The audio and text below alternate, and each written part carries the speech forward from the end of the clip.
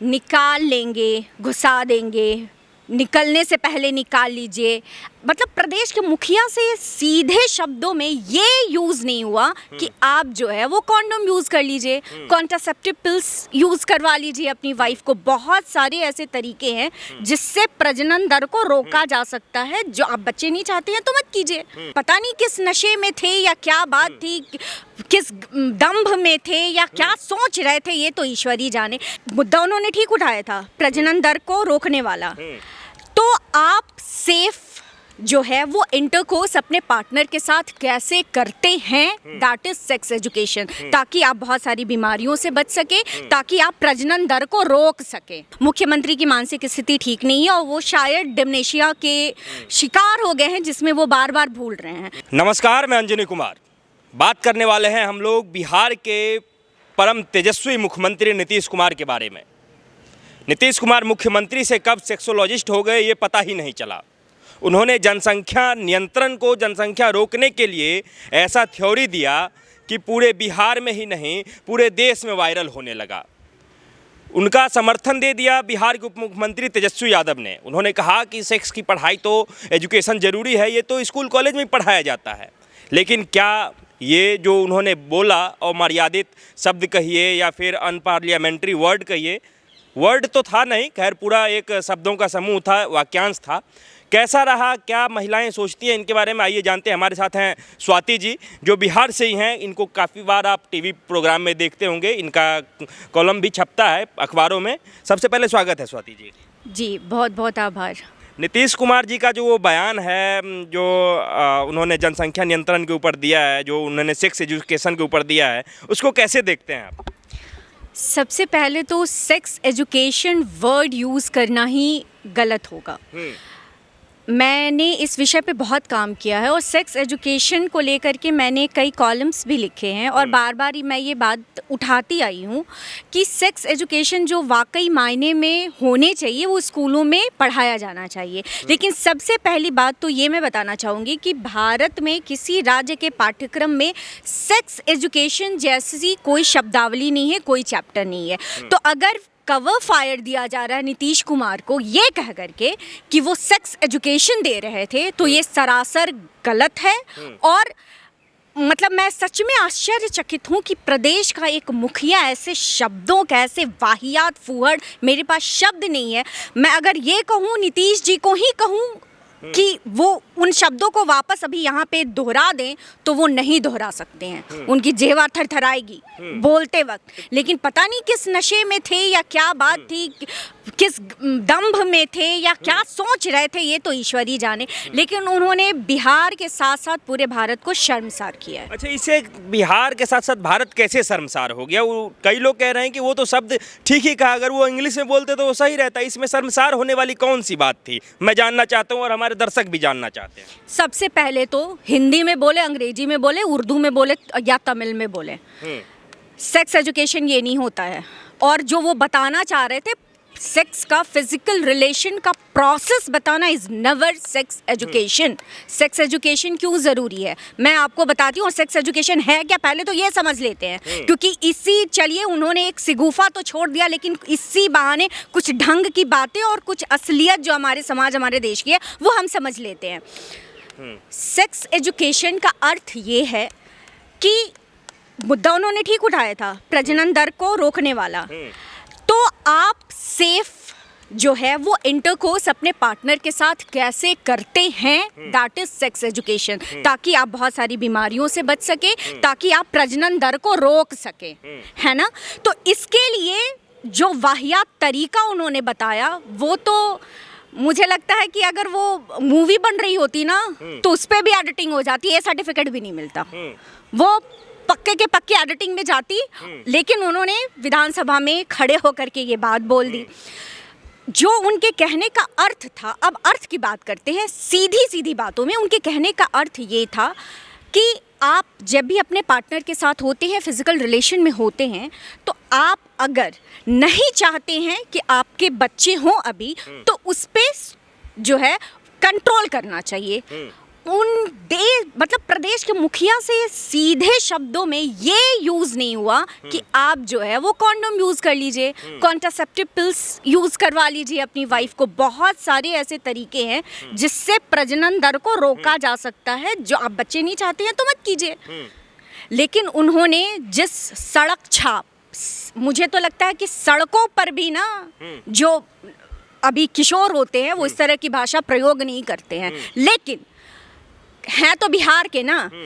3 दशक से ज्यादा उनके और उनके घटक दल राजद ने, लगभग 35 साल से दोनों का शासन रहा है बिहार में, इन दोनों ने मिल करके बिहार में जो शिक्षा व्यवस्था और जो सामाजिक सोच दी है, वो सोच और शिक्षा बोल रही थी, वो नीतीश कुमार नहीं बोल रहे थे। नीतीश कुमार नहीं बोल रहे थे। आप लोग कहते हैं कि तेजस्वी यादव जो हैं वो भी पढ़े लिखे नहीं हैं, बिहार की जनता भी कहती है, और सही में वो 9वीं पास हैं या फेल हैं, उनका कोई अधिकृत तो नहीं है, लेकिन वो कह रहे हैं कि ये सही में जो है वो बायोलॉजी का टर्म है, ये वर्ड्स जो हैं स्कूल में पढ़ाए जाते हैं। तो तेजस्वी यादव को कैसे पता चला कि ये बायोलॉजी क्या है? क्योंकि 9th के बाद ही बायोलॉजी जैसे सब्जेक्टों में जो है सो इन चीज़ों को पढ़ाया जाता है। क्या कहना है, तेजस्वी यादव के कवर फायर को कैसे देखते हैं आप?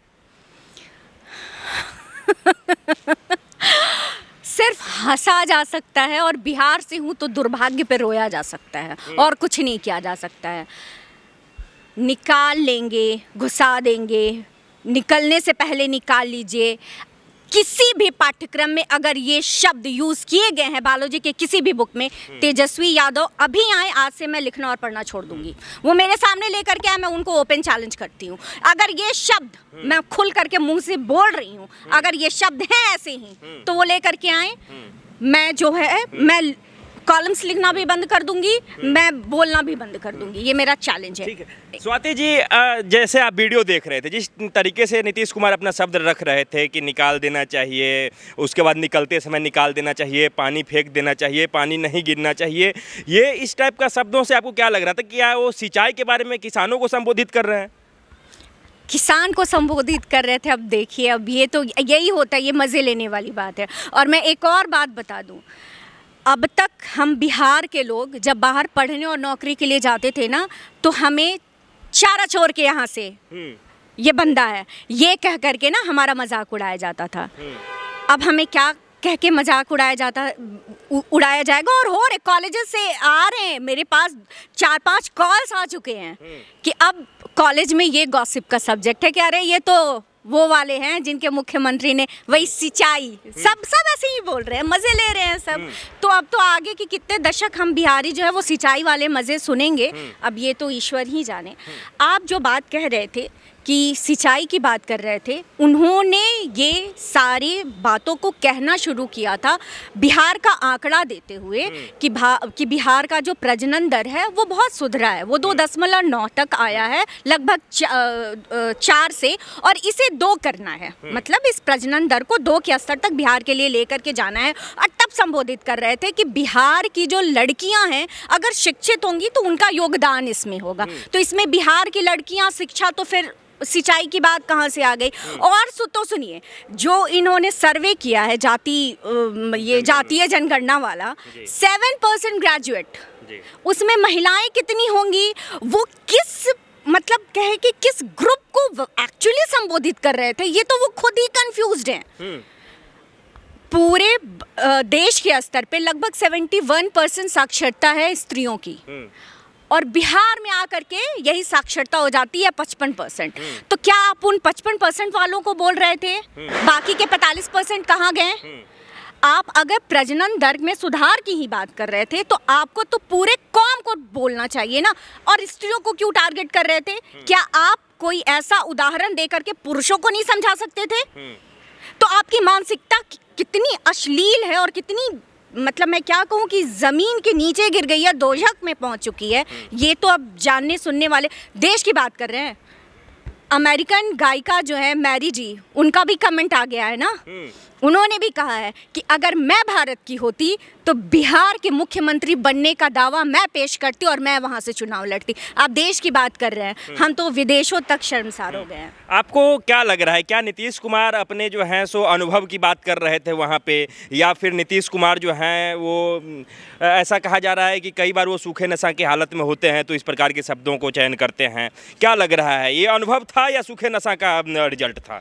भाजपा का यह आरोप बार बार लग रहा है दो चीज़ों को लेकर के। एक तो ये बता रहे हैं कि मुख्यमंत्री की मानसिक स्थिति ठीक नहीं है और वो शायद डिमेंशिया के शिकार हो गए हैं, जिसमें वो बार बार भूल रहे हैं। क्योंकि अगर स्लिप ऑफ टंग होता तो एक बार विधानसभा में बोले बात खत्म हो जाती, लेकिन 1 घंटे के अंदर विधान परिषद में उसी भाषा को और उससे निकृष्टतम जो है वो तरीके से उन्होंने पेश किया उस बात को। तो भाजपा का आरोप ये है, और मैं जो सोशल मीडिया पे देख रही थी उन पे, और अभी भाजपा की एक विधायिका है उनका भी अभी एक वायरल वीडियो हो रहा है, उनका भी कहना है कि वो नशे में थी। और अगर बात ऐसी है तब तो तत्काल प्रभाव से नीतीश कुमार के डोप टेस्ट की मांग उठनी चाहिए। मुझे तो आश्चर्य है कि अभी भाजपा ने ये क्यों नहीं कहा है कि मुख्यमंत्री का डोप टेस्ट अब तक हो जाना चाहिए।